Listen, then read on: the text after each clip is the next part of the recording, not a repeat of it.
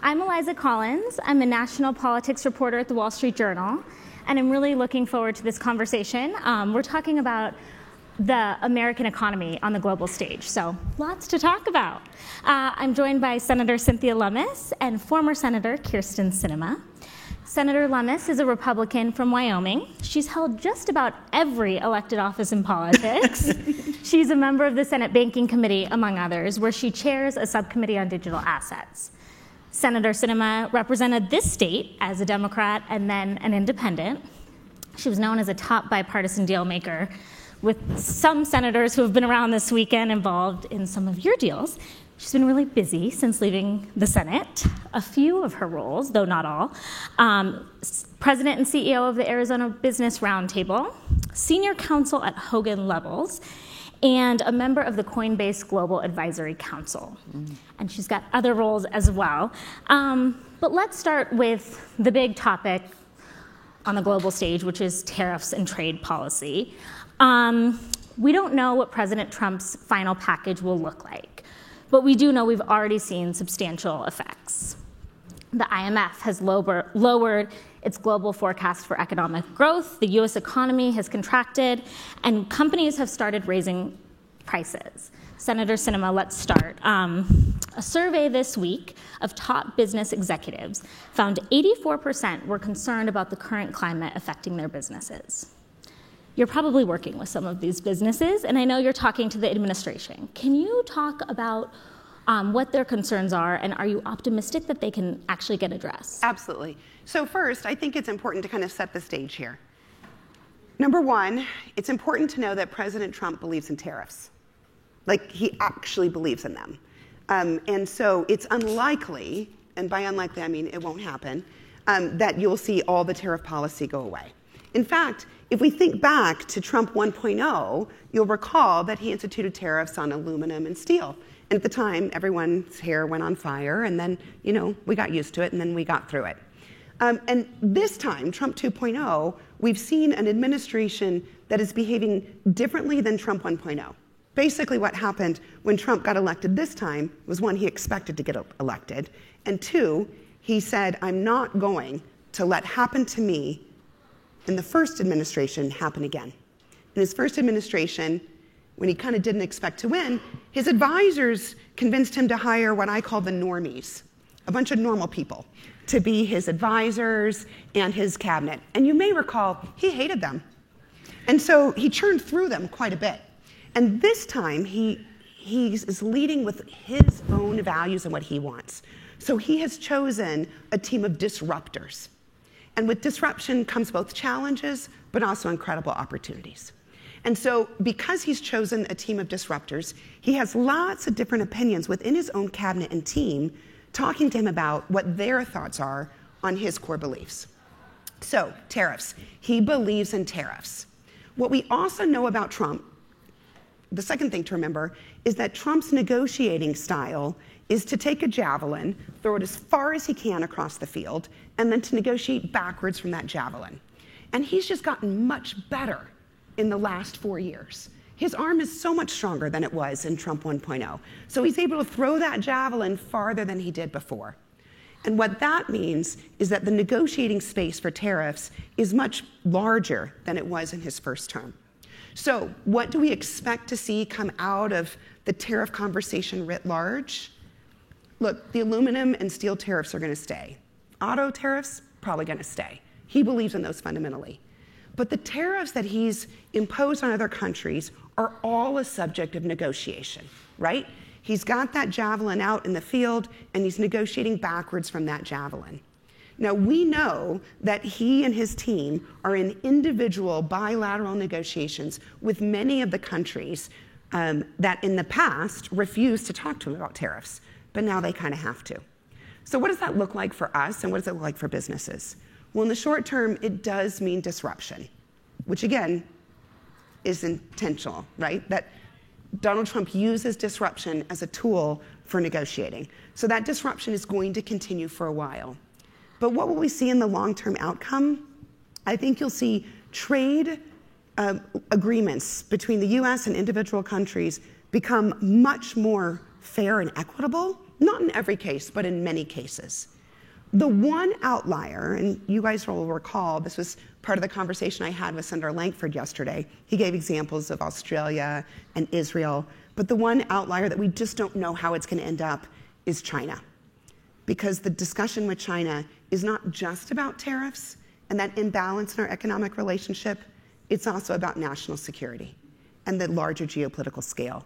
And so I think that's the relationship, and that's the negotiation that is a bit more unpredictable. So what are businesses saying right now? Well, they're concerned, right? They're concerned. I'm doing a lot of work in AI, and so there was a lot of concern that the tariffs would have a negative impact on building the AI ecosystem we need to win the AI war and defeat China. Now, what we saw was right after the administration announced their tariffs, they began listing carve-outs for some of the very important elements for an AI future. And I think you'll see that kind of accommodation continue to evolve. This administration, whether you like it or don't like it, that's your opinion, but this administration is very accessible. And so when you call someone in the administration and say, hey, this is a real problem, like we've got a 3-year backlog on transformers and they all go through China, the person on the other end of the line, whether it's Secretary Burgum or whether it's folks in the NEDC or whether it's folks in the AI team at the White House or OSTP, not only do they answer the call, but they listen and they say, oh, we have to do something about that. And so there is this period of disruption and adjustment, but I do think we're going to get to a place where it's going to be more sustainable. And Senator Lummis, you're nodding along, especially at the Javelin. We haven't seen a lot of pushback from Republicans in Congress on these tariffs. In fact, you voted with most this week to block a bill that would have allowed or basically stopped the tariffs. Do you have any reservations about the current plan, or are you just giving him that field to negotiate? Well, I love the analogy of the javelin thrower and then working backwards. And we are indeed seeing that in meetings with the U.S. trade rep about what's going on behind the scenes. There are individual, country-by-country negotiations going on that are taking on the very nuances and very specific country-by-country nuances that need to be done. So when all of us were hearing initially, we need to have reciprocal tariffs. If a country has a 10% tariff on us, we need to have a 10% on them, which made perfect sense to everyone. And then for a while, the message got kind of muddled because it was hard to tell who was going to have equal, who was going to have a more punitive tariff. Was it going to be because they wanted to negotiate or because it was going to be used as a weapon or a defense-related negotiation? So everything got kind of muddled for a while. In visiting with the people who are actually negotiating these agreements, country by country by country, they're very specific negotiations. There are countries that are coming to the United States with ideas about how to negotiate a more fair trade agreement from country to country. And some of them are almost saying, we wondered when you would come and want fairness because there was such a misalignment between what countries were charging us, which was a lot, and what we were charging them for their goods, which was nothing. So in the world of free trade, there were very few, if any, free traders. We were free traders. The other countries weren't. So this is terribly disruptive. Granted, you're absolutely right. But I think in the end, if we can give the administration an opportunity to see this through in their negotiations of contracts country by country, we are going to see stability, fairness, reciprocalness. But Senator Sinema's right. The wild card is China. I know the administration is discussing with the automobile industry. Yes, we want automobiles assembled in the United States, but there's so many component parts that come in from other countries that we cannot currently build.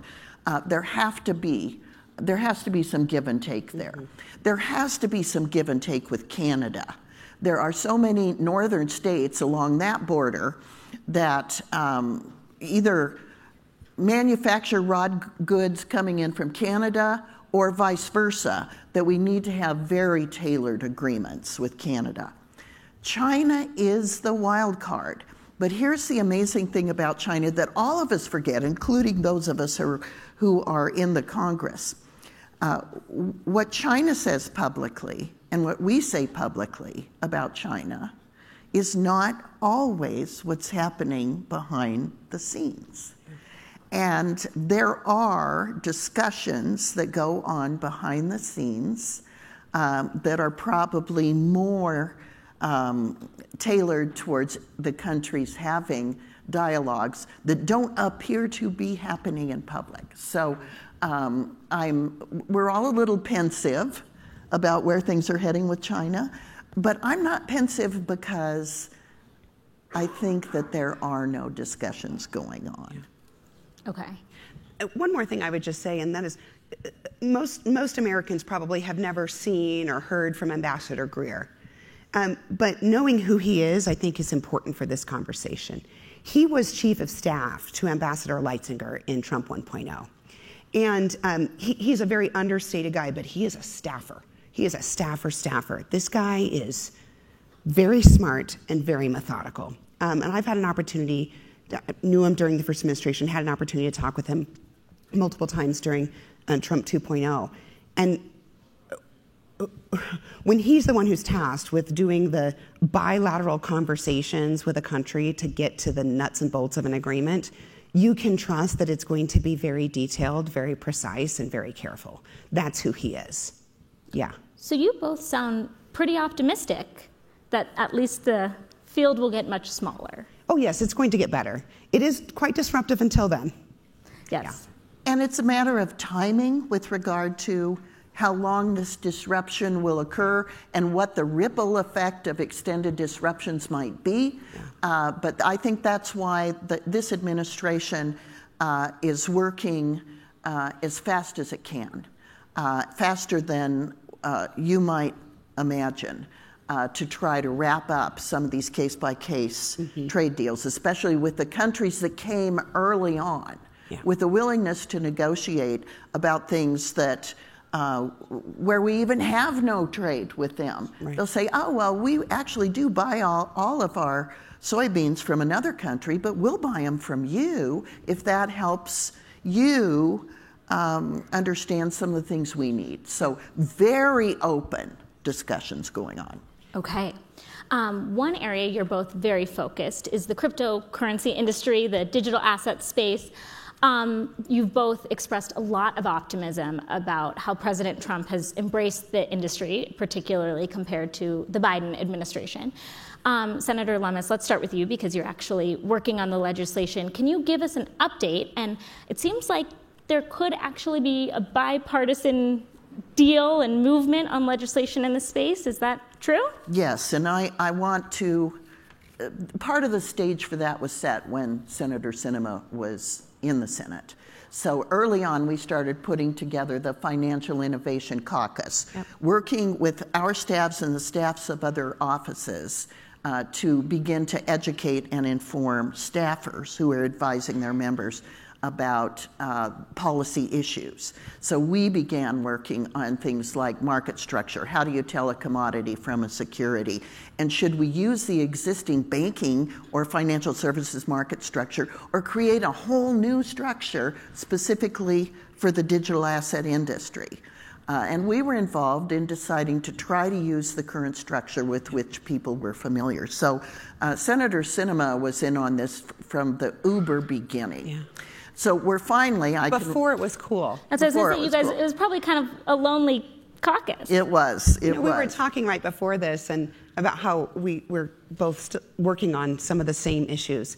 And I said to Cynthia, I think it's because we're early adopters, that we love innovation and we love the idea of new technologies. But we were both really interested in digital assets back when people thought, it was all just Silk Road and whatever. But way back in the House days, we would sit in the back of the chamber and talk about this together, back when no one even had an idea. And look at where we are now. Wow, it's cool. It's very exciting. Yeah, it's fun to be involved at this stage of the game because we've set the table. Yeah. So now, the very first digital asset legislation in 7 years has come out of the Senate Banking Committee. And in fact, the very first legislation of any kind has come out in 7 years, has come out of the Senate Banking Committee. It's a stablecoin bill. Stablecoins are essentially like a traveler's check. So, you go to the bank, you pay. We used to get, when I was young, a little book of traveler's checks, and then you could take them anywhere in the world and pay for things because you knew they were backed 100% by US dollars. That's kind of what a stablecoin is, but it's in a digital format. So it's backed 100% by a US asset, and primarily US treasuries. So interestingly, stablecoins has created a whole new market for US treasuries. There's one company that is backing a global stablecoin with US treasuries, and they're in the top 20 treasury holders in the world. So it's a huge new market. And this is real. And it's going to expand. Yes. So this bill creates a framework for stablecoins, 100% USD backed, and it will be on the floor this month. And so we're excited. Now, the part that Senator Sinema and I had worked on so closely that now I work on primarily with Senator Gillibrand of New York. The other Kirsten is market structure. And last year, the House passed a market structure bill, much to my surprise. Yeah. I did not see that coming. But the good news is then House members have what I call mental muscle memory, on how to pass this. They passed FIT 21, a market structure bill, and the sky didn't fall. And so we now have a legislative body who's been through it once, and I'm hoping that they will take the stablecoin bill when the Senate passes it, attach market structure to it as a House amendment to a Senate bill. And then send it back. So I think that's a great idea. First of all, you're being quite modest when you talk about market structure. Cynthia's been working on market structure doggedly since her first day in the United States Senate. And so the fact that market structure is even on the table and moving forward is a real testament to the work that Cynthia's done with our former House colleagues as well as with her Senate colleagues. So the idea that you can move not just a stablecoin bill, but attach a market structure to it, have a joint package that then gets the president is a huge deal. It's a huge deal.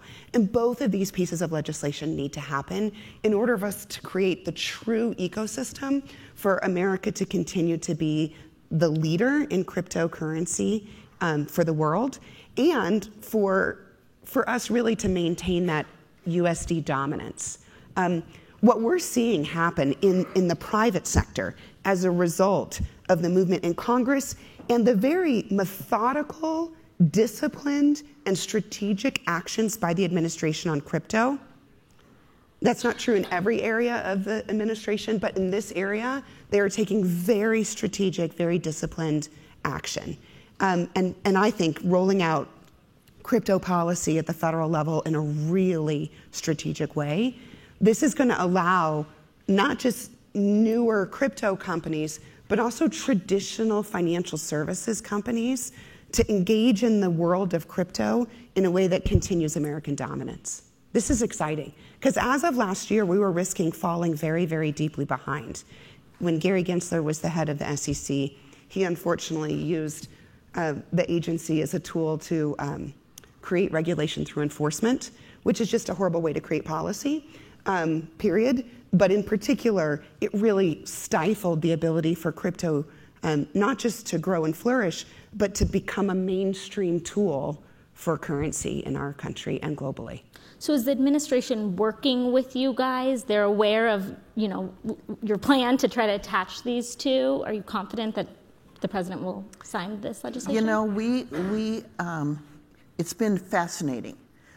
It's bipartisan, it's bicameral. We're working with the House literally on a daily basis, and with both parties and with the White House. So I've never had the opportunity to have this kind of interaction, interchange of ideas, and with the industry itself, kind of relying on the industry to come to some consensus among the industry where there are divergent opinions.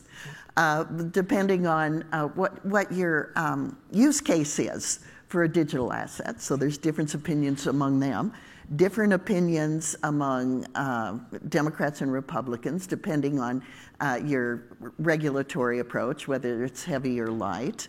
And it's not always within one party or the other, right, that the approach is clear cut. So it has been fascinating to work on these multiple dimensions, and we've been doing it since January on these multiple dimensions, which has been fascinating and fun. It's also exhausting because every time you make a change that could ripple again, make a ripple effect through another lens, be it the White House or the Democrats or the House, in my case, we have to make sure that we're being transparent. Yeah.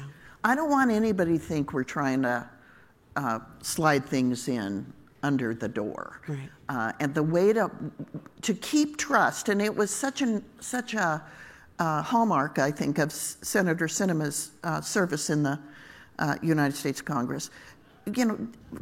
Just be transparent. Yeah. Just tell people the truth. Give them all and let them decide. Yeah. And that really is the key, I think, to good policy making. Yeah. So President Trump has not just embraced the industry, but he and his family have gotten involved. They're profiting from it. I'd like to ask both of you this. Do you think it's appropriate for the president to be making money for an industry that his administration is regulating and they are working with Congress to legislate? I'm happy to take that one so you don't have to. Look, Trump is going to Trump, right? I mean, Trump is going to Trump. This is who he is. This is what he does.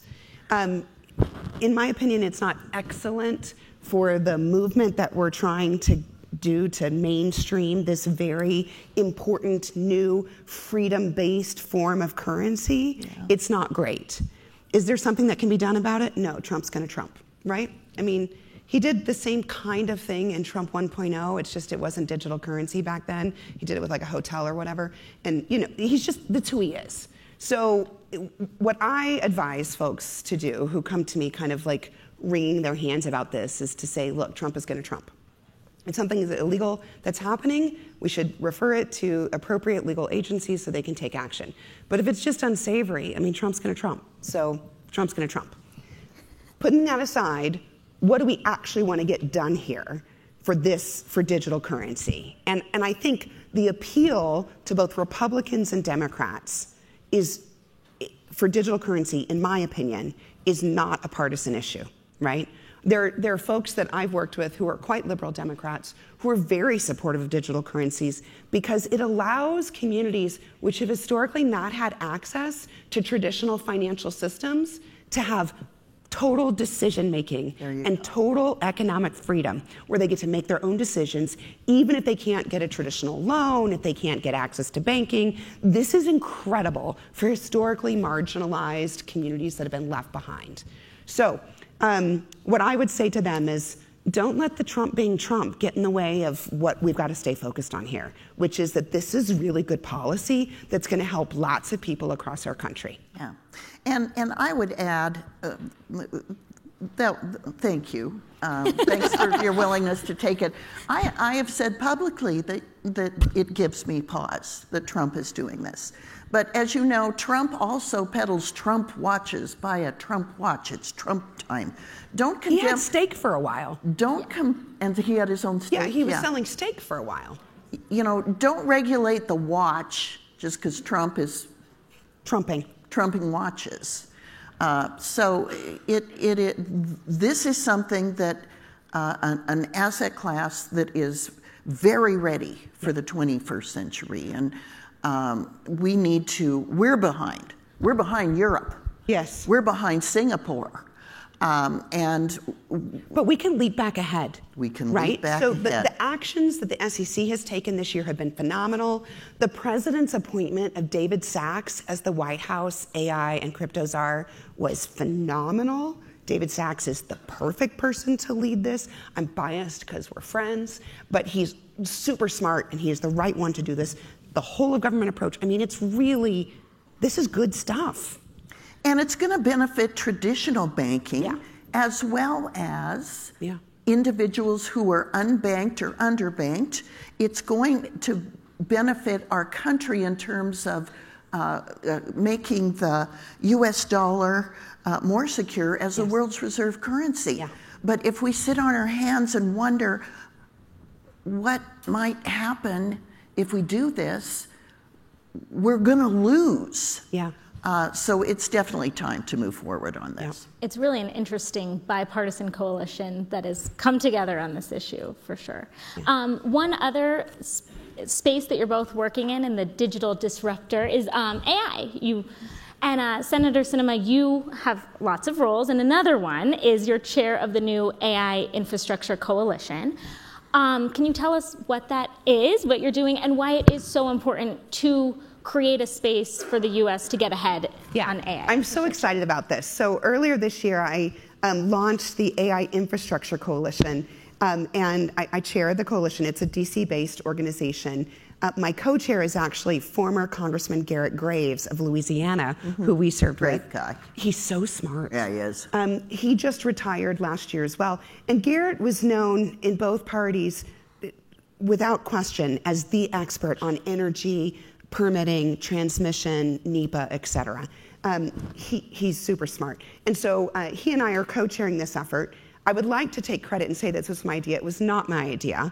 As a friend of mine who used to work in the Senate, it was his idea. But when he approached me and said, I think we need this coalition, I was like, I will chair that for you. So the AI Infrastructure Coalition brings together the entire tech stack from the investors like Blackstone and KKR and Goldman Sachs, to the hyperscalers, the modelers, the energy companies, the chip makers, the guys who do the optics and the cable, fiber optics and cable, to the guys who actually build the buildings for the data centers. And our goal is to bring the whole stack together and identify the key things that must happen, either through executive or congressional action, of which we need both, in order for us to create the AI ecosystem, for us to dominate AI, to achieve our ability to compute, and to beat China in this war. And I use the word war intentionally. If China wins the AI war, then all across this world, the values of the Chinese Communist Party will be controlling not just AI, but industry in the world. But if the United States wins the war, then countries all across the world will be using our AI. And American values will be the values of the AI tools that we will be selling and providing to countries all across this world, both at government and at industry level. This is really, really important, so we've got to win this war. But there's a whole host of things that have to happen for us to win this war, and we are not, at the current moment, able and prepared to do that. Our number one bottleneck is energy. That's right. It's number one, we do not have enough domestic energy production. And number two, we do not have the NEPA reforms and permitting reform in place to actually get that energy produced and then to the data centers. And then number three is transmission. We do not have the transmission we need, both intra and interstate, to get that energy to the places that we need. We have got to address that. Now, there's a lot more in the coalition that we're working on, and so I'm in daily contact with folks in the administration on not just the energy portfolio part, but also the China pipeline, right? We're dependent on China for so much of the supply chain. We could go, tariffs are a big part of it. I could talk about this for a very long time. But the exciting thing is that there is a shared understanding of the need for the United States to lead on this effort and to ensure that we win this war, from not just from an economic, but a national security perspective. So, Senator, you're nodding along, and when she mentioned energy in particular, Wyoming, because of Trump's embrace of fossil fuels compared to the past administration, you are now seeing opportunity with AI companies, right? Yeah. Can you talk about what that's looking like? Yeah, all of the above is back. Yay! Yeah, and in previous years, with all the emphasis being on renewables, we put ourselves in a position where we cannot fulfill the nation's needs to be the AI leader on just renewables. We have to have baseload energy. Most of baseload energy now is produced via hydrocarbons. By far the cleanest, by far, is natural gas. And so we need to nurture natural gas back into becoming a more important part of the portfolio. The same is true with small modular nuclear. Yes. So nuclear is back, and we can do it in ways that are creating performance opportunities to locate nuclear generation closer to consumption, which should help in the AI world. Oil also is going to be a part of the mix. And we have improvements in not only enhancing oil recovery from legacy fields, but in cleaning it up. It used to be people said hydrocarbon energy is dirty energy. We should be worried about not what the source of energy is, but whether the air is clean or not. And yeah, coal is dirty, but the energy produced from it doesn't have to be. And that's because with energy innovation in the space of cleaning it up, which has advanced significantly, we can have clean air from coal. And the alternative uses of coal that are emerging are fantastic. In Wyoming, because we're the largest coal-producing state in the nation, we've been exploring alternative uses for coal, including paving roads with coal. It's called cofalt instead of asphalt. And now we have roads that are being beta tested to see whether they withstand the test of time. Bricks made of coal. And a whole variety of uses for coal. So we're innovators. The United States is innovators. When did we get to the point where we said, this cannot happen, this will not happen, there's no such thing as clean coal? There's no such thing as clean hydrocarbons. We can never go back to nuclear. All those days are over. Yeah. And if you talk to the biggest companies that seem to embrace that attitude with gusto, with ESG policies, they're now saying, hey, listen, we can't do this. We can't be the AI leader of the world without all sources of energy. And so they too are helping create the research, the appetite for research in these areas. Yeah. And it's a fantastic new opportunity for the United States to once again be the innovator. It's so important to note that, for years in Washington, there were these kind of oversimplified shirts versus skins kind of arguments, right? So there was this idea, okay, Republicans only want traditional sources of energy and Democrats only want renewable sources of energy. Guess what? We need it all. Yeah. We need all of it in order to meet the needs of our country's future. We need all of it. And so the idea of using innovation and technology to utilize all the sources of energy, but to do it more efficiently and cleaner and better than we have in the past, that's our challenge. So, Senator, were you having conversations with some of these AI companies under Biden about coming to Wyoming, or is that just all opened up now? No, they've come before. Prometheus was there before. Yep. But now with the new energy sources, they're more I come from an energy producing state. We produce 12 times more energy than we consume in Wyoming. That's awesome. And so that is so awesome. So we have to have other states or other countries consuming our energy because it's so significant to our economy, and because we are so innovative in that space, because we're so dominant in that space as an economic strength of our state. And so, yeah, we've been talking to him for quite a while and doing some cool stuff with cool people. Yeah. As the big AI world, I'm talking Meta, Apple, you name it, the alphabet soups, are coming to the conclusion that Senator Sinema just voiced, like, we need it all. We absolutely cannot do it unless we have it all and we use it all now.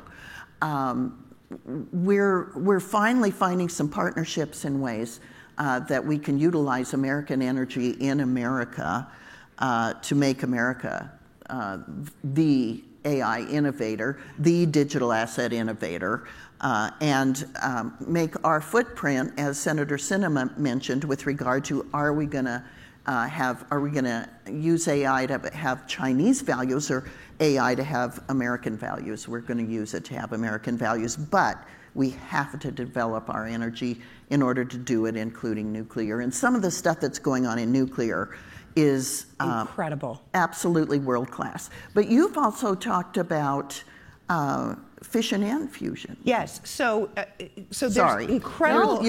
There's incredible advancements that are happening with nuclear fusion right now. We're still a few years down the road from realizing these sources of energy in real time. But there's companies, Oklo, there's lots of other companies around the country that are doing this research. It is incredible. It is incredible.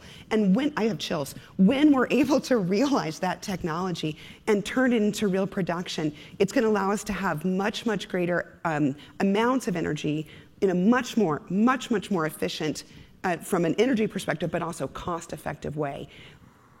We have to continue this investment in innovation, and we have to make changes to the way that we currently are engaging in things like NEPA and permitting and transmission. We've got to make those changes in order for us to realize these innovative technologies as they're being developed. Great, and we are almost out of time. Oh, I know. This has gone fast. If you guys each want to, I know we were going to have audience Q&A, but I think everyone's probably hungry. So if you guys want to just take a minute each, if there's anything we didn't address or you want to add, or did we get it all? Well, I think the one thing that I would say is just, I want to tell you how grateful I am that you're here. Senator Lummis and I have been friends since our very first days in the House. Mm-hmm. And actually, Senator Lankford, too. Yeah. We've been like this little rump gang for many, many years. And while I've left the Senate, it has just been an incredible pleasure to spend time with you and see you again. And I'm so excited about the work that we're doing together. Great, and I'm really excited about the future of our country. Yeah. And I'd just like to say, you see all, as you said, shirts and skins, you see the shout shows on TV. It looks like we all hate each other and we can't wait to get together so we can scratch each other's eyes out. Relationships still matter. They matter in life, they matter in politics, they matter in church, they matter in families, they matter on the global stage, in your local community, in the military. Relationships matter. And to shut somebody off because you disagree about an issue or a dozen issues when there are thousands of issues, and there are things that you can just enjoy the heck out of each other when you're talking about, that's what we ought to be pursuing, that's what we need to cultivate, that's how America functions at its best, we know it. And the people who are most successful in the US Senate, like Senator Sinema was when she was there, are the people who know it. They can find the sweet spots where people who normally disagree can find that sliver of agreement that breaks a log jam in policy, and she was a master at it. Nobody was better in the Senate. We wish you were still there because... That makes fun of us. Anyway, this is my first time in Sedona. This is a magical place. And being with you again is magical as well. Thank you so much. Thank you so much for coming. Yeah, it was my pleasure. Thanks.